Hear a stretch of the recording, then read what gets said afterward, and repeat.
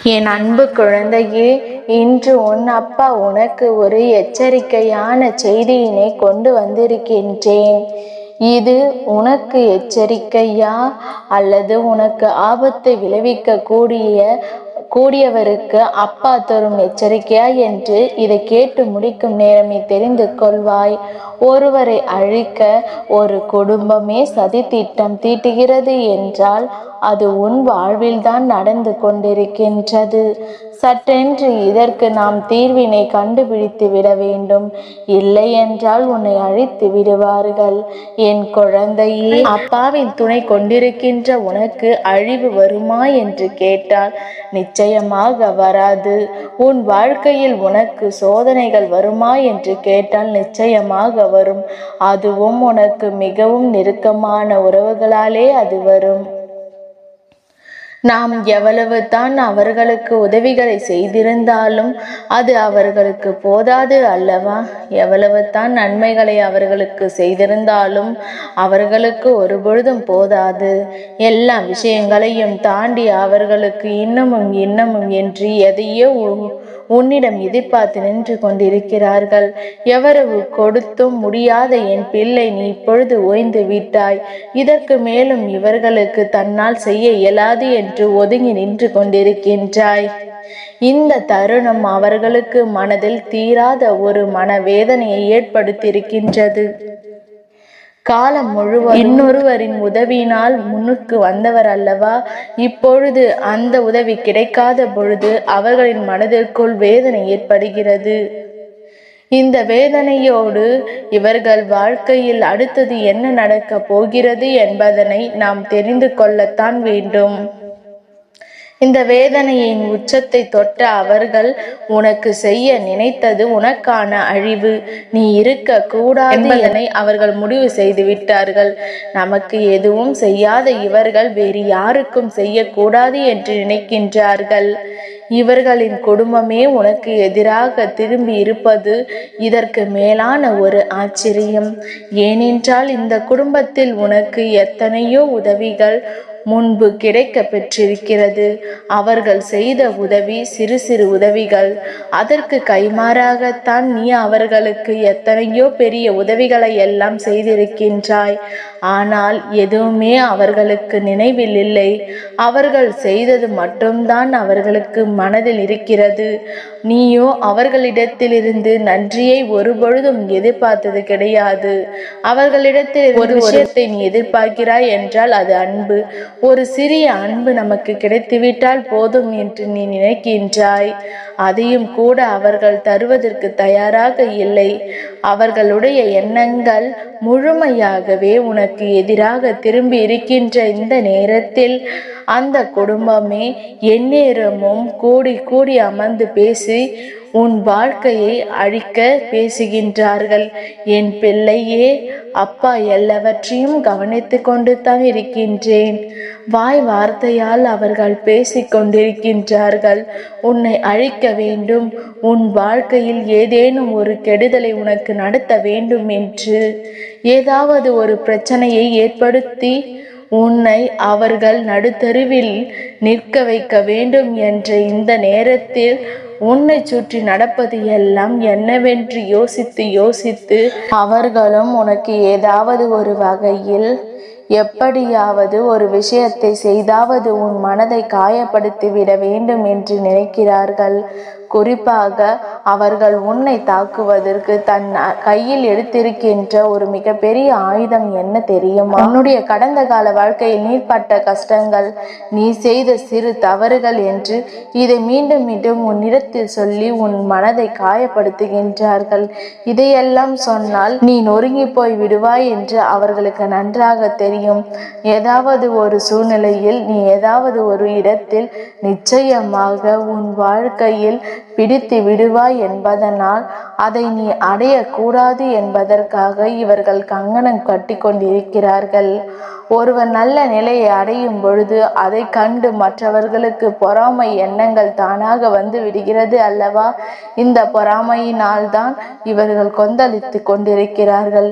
அது மட்டும் இல்லாமல் நீ இப்பொழுது அவர்களுக்கு பெரியதாக எதுவும் செய்யவில்லை என்பதும் மேலும் மேலும் மன வருத்தத்தை கொடுக்கிறது. என்ன நடக்கிறது, ஏது நடக்கிறது என்று சொல்லி என் குழந்தை வேதனைப்பட்டு கொண்டிருக்கின்ற இந்த நேரத்தில் உன்னை தேடி வருகின்ற பல விஷயங்கள் என்றும் என்றென்றும் இந்த வாழ்க்கையில் உனக்கு துன்பங்களைத்தான் அதிகமாக கொடுத்து கொண்டிருக்கிறது. இத்தனை காலமும் இவர்களால் நீ பட்ட கஷ்டங்கள் எல்லாம் உனக்கு போதும். இனிமேலும் எந்த கஷ்டத்தையும் அனுபவிக்க கூடாது. என் குழந்தையே, இவர்கள் உனக்கு தீங்கு செய்வதாக நினைத்து அவர்கள் தலையில் அவர்களே மண்ணை வாரி கொட்டி கொள்கிறார்கள். அது எப்படி என்று புரியவில்லையா? உனக்குத்தானே கெடுதல் செய்ய துணிகிறார்கள். அவர்களுக்கு எப்படி கெடுதல் நடக்கிறது என்பதனை இந்த அப்பா உனக்கு சொல்கின்றேன். சற்று கவனமாக கேள் என் குழந்தையே. ஒரு வீடு என்பது நல்ல வார்த்தைகளை பேசக்கூடிய ஒரு நல்ல இடமாக இருக்க வேண்டும். அப்படி இருந்தால் மட்டும்தான் தெய்வம் அந்த இடத்தில் இருக்கும். எல்லா நல்ல விஷயங்களும் நடக்கும். இவர்கள் உனக்கு கெடுதல் செய்ய வேண்டும், உனக்கு கெடுதல் நடக்க வேண்டும் என்று தீய வார்த்தைகளைத்தான் அங்கு பேசிக் கொண்டிருக்கிறார்கள். இந்த எதிர்மறை எண்ணங்களை அவர்கள் இல்லத்தில் நடந்து கொண்டிருக்கின்றது. அவர்களுக்கு தெய்வம் எந்த வகையிலும் நல்லது நடத்தக்கூடாது என்ற முடிவுக்கு வந்துவிட்டது. அவர்கள் வாழ்க்கையில் நடக்கின்ற எத்தனையோ பிரச்சனைகளை தாண்டி அவர்களுக்கு மேலும் மேலும் பல துன்பங்கள் வருவதற்கான நேரம் ஆரம்பித்து விட்டது என்பதனைத்தான் அப்பா சொல்கின்றேன். அப்பா சொல்கின்ற விஷயங்கள் உனக்கு புரிகின்றதா? நான் சொல்வதையெல்லாம் உன்னுடைய வாழ்க்கையில் மேலும் மேலும் உனக்கு சந்தோஷத்தை ஏற்படுத்தும் என்பதை புரிந்து கொள். உன்னை அழிக்க இவர்கள் ஒரு குடும்பமாக சேர்ந்து சதித்திட்டம் தீட்டுகிறார்கள். அவர்கள் வாழ்க்கையில் அவர்களே மிக பெரிய கெடுதலை உருவாக்கி விட்டார்கள் என்று கேட்கும் பொழுது எத்தனை சந்தோஷமாக இருக்கின்றது. கெடுவான் கேடு நினைப்பான் என்று சாதாரணமாக சொல்லவில்லை. அடுத்தவனுக்கு கெடுதல் நினைப்பவன் நிச்சயமாக அழிந்து போவான் என்பதில் எந்த ஒரு மாற்று கருத்தும் கிடையாது. அப்பா இறங்கி சென்று அவர்களை பழிவாங்க வேண்டும் என்ற அவசியம் கிடையாது. அவர்களுக்கு 1000 எச்சரிக்கைகளை நான் கொடுத்தும் அவர்கள் கேட்கவில்லை. என்ன நடக்கிறது, ஏது நடக்கிறது என்பதை பற்றி அவர்கள் பெரியதாக சிந்திக்கவில்லை. தன் வாழ்க்கையில் நடக்கின்ற விஷயங்களை பற்றி பெரிதாக எண்ணாமல் தன்னை புரிந்து கொள்ளாமல் அடுத்தவரை அழிக்க வேண்டும் என்ற எண்ணம் மட்டும் கொண்ட இவர்கள் மற்றவர்கள் யாரும் அவர்களை அழிக்க தேவையில்லை. அவர்கள் வாயாலே அவர்கள் அழிந்து போகின்றார்கள். அதைத்தான் இந்த அப்பா சொல்லி கொண்டிருக்கின்றேன். என் பிள்ளையே, உன்னை சுற்றி வருகின்ற இந்த பிரச்சனையினால் நீ மனமருந்தி போவதை உன் அப்பா கண்டேன். ஆனால் இப்பொழுது உனக்கு அந்த அவசியம் கிடையாது. மாறாக உன்னுடைய வாழ்க்கையில் பல நல்ல விஷயங்கள் காண போகின்றாய். உனக்கான நேரமும் வந்து விட்டது. உனக்கான முடிவுகள் எல்லாம் எப்பொழுதுமே நீ சரியாக எடுத்திருந்தாலுமே சில நேரங்களில் இது போன்றவர்களின் தீய எண்ணங்களால் நீயும் வழி தவறி செல்வதற்கு துணிகின்றாய். இந்த வாழ்க்கை உனக்கு கொடுக்கின்ற ஒட்டுமொத்த சந்தோஷமும் கிடைக்காமல் போகின்றது. என்ன நடந்துவிட்டது, ஏது நடந்துவிட்டது என்று சிந்தித்து என் பிள்ளை, நீ மனதால் உடைந்து போனதையெல்லாம் உன் அப்பா நான் கண்டு கொண்டேன். என் பிள்ளையே, என்னென்ன விஷயங்கள் எல்லாம் உனக்கு நடந்த போது நீ மனமுடைந்து போனாயோ அப்பொழுதெல்லாம் இவர்கள் பட்ட சந்தோஷத்தை நான் கண்டேன். சந்தோஷமா படுகிறீர்கள், படுங்கள் என்று சொல்லி உனக்கான நேரம் வரட்டும் என்று ஒதுங்கித்தான் நின்று வேடிக்கை பார்த்து கொண்டிருந்தேன். சரியான சந்தர்ப்பத்தில் அவர்களே அவர்களுக்கான கஷ்டத்தை தேடிக்கொண்டார்கள், அவர்களுக்கான சோதனையும் தேடிக்கொண்டார்கள். என்ன நடந்தாலும் சரி, எது வந்தாலும் சரி, இந்த வாழ்க்கை உனக்கு தருவதையெல்லாம் எந்த அளவிற்கு உன்னை வாழ வைக்கிறது என்பதனை நீ புரிந்து கொள்ள வேண்டும். அப்பா சொன்ன அத்தனை விஷயங்களும் உனக்கு புரிந்திருக்கும் என்று நான் நம்புகின்றேன். என் பிள்ளையே, உனக்கு கெடுதல் செய்ய எந்நேரமும் இவர்கள் வீட்டிலிருந்து பேசிக்கொண்டு இப்பொழுது அந்த கெடுதல் எல்லாம் தமக்கு எதிராக திரும்பி இருக்கிறார்கள்.